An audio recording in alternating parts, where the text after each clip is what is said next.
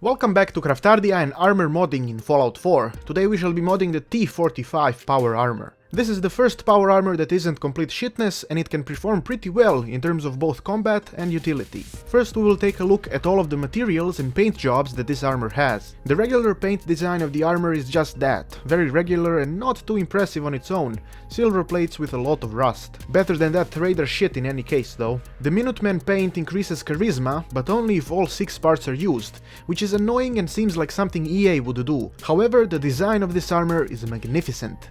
Look at those beautiful dirty silver plates, they're calling for you to come inside them. The logo on the torso adds to the attraction, and it indicates how this armor doesn't really want to be treated with respect. It wants you to slap it and throw it around, because it knows that it can withstand it. I still don't like it though, because the game is forcing me to use the complete design to get the perk that it brings.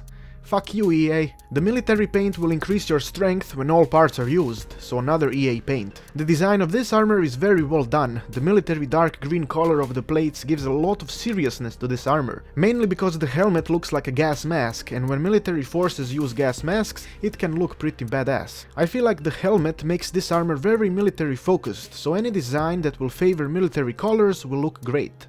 I like it, but I don't like it because fuck you, EA. The Wolfpack Paint is yet another EA paint that does the same thing as the Minuteman paint. I'm not a big fan of this design, it makes the power armor look childish, and with this helmet, it just doesn't work well. The rusted parts don't really help either. They just make it look old and like something a very troubled man would create and wear. So actually most of you guys would like this one, I think. Explosive shielding is next. This one is pretty cool. It reduces damage from explosions and it is part based, so no more EA bullshit. Fuck you, EA. I really like this design, it looks very grim and evil. The color reminds of the Minuteman paint a bit, but it has these rusted sections that allow it to look like an armor that would be used by the enemy of the Minuteman.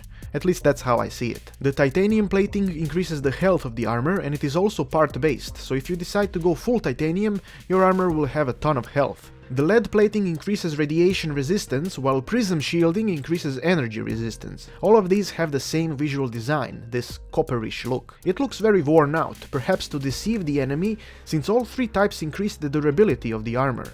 The enemy thinks you're wearing a piece of junk shit, attacks you, and then gets coppered in the ass by the mighty fist of power. I like it.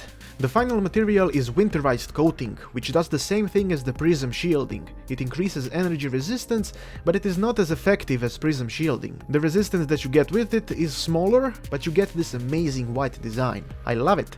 It is fucking amazing and I want to touch it with my left dick nipple. Just look at it. It is brilliant. I would import this design into a snowy game and wreck shit all day. Now that we have checked out the materials and paint jobs, let me show you what I went with. For the helmet I picked the explosive shielding, because the head is important and explosions are bad. For the arms I took the military paint, because military paint increases strength, and I need my power armor fapping arms to be strong. Yes, I know it doesn't actually increase strength unless the entire armor has this paint, but I don't care.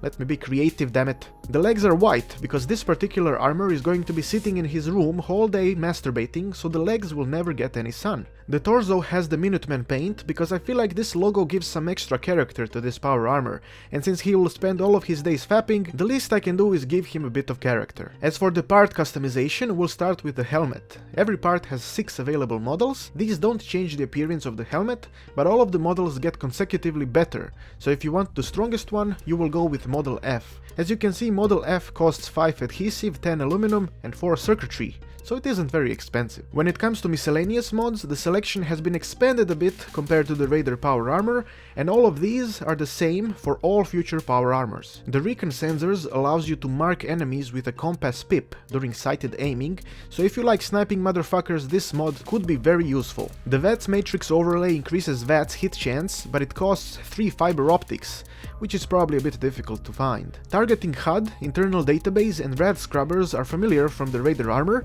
as well as sensor array. I took the targeting HUD because I wanted to see how does the targeting look like when fighting. I also took the red tactical headlamp. I can't say why, it sounds cool to have. Next we have the torso. I took the Model F again, but I assume that it will be very difficult to get it because you need 5 nuclear materials to build it. The miscellaneous of the torso have 2 additional modifications compared to the Raider's shit armor. The stealth buoy that makes you invisible when crouching, which is fucking amazing, and the jetpack that lets you jump a tiny bit higher. Everything else is the same as before, and I decided to take the Tesla coils, because since this particular armor will spend all of his days at home masturbating, he also doesn't shower often, so he smells bad, and that smell is interpreted as energy damage. For the arms I went with Model D, as in D-Day, because military and references are cool. As for the Miscellaneous, they're all the same as before, and I took the Tesla braces, because all of the masturbation is causing this armor to have some very effective properties in its arms. Have you ever been hit in the face by a basement-dwelling masturbator? Neither have I, but I have assumptions. When it comes to the legs, I went with Model E, because nobody ever picks E. I don't know man, the requirements are low, so I assume anyone will be able to afford the Model E legs. The Miscellaneous are the same as before, and I decided to mix it up this time. The left leg has the kinetic servos that increase the action point recharging speed while moving, while the right leg has the calibrated shocks, so I can carry a bit more. The carry capacity is 360, while the damage resistance is 1040. Energy resistance is 890, and the radiation resistance is 1050. Considering that the armor is focused on dealing damage, thanks to the Tesla mods, I think these defenses are quite alright. There you have it, the T-45 Chronic Fapinator power armor has been completed. This is my design. When testing out the armor, the first wave ended practically before it even started. The poor legendary raider bastard dropped dead in milliseconds. Since I was able to pretty much KO the motherfuckers in one hit, the only problem was the time it took to get to each one of them. By the time I was able to get all of them within a wave, the raiders with guns and rifles were able to hurt my armor quite a bit, but do you see the targeting HUD, how it highlights them in red? That shit is pretty cool. The fifth wave was quite damaging. In the middle of the carnage they almost destroyed my right arm. I was expecting ambidexterity, but I guess the right arm is a bit stronger, because as soon as it went red, the damage raiders were dealing became much greater, and the sixth wave was the final one. The Tesla coils and the braces make this armor a real unarmed damage dealer, while still having quite a bit of defenses. Much more than the shitty raider armor, at the expense of a bit of carry capacity. Thanks for watching, I hope you enjoyed the coverage of the T-45 power armor, and make sure to let me know the color of your pants. I have been Petard, your glorious lord, and may the blessings of Petardia eternally touch your butt.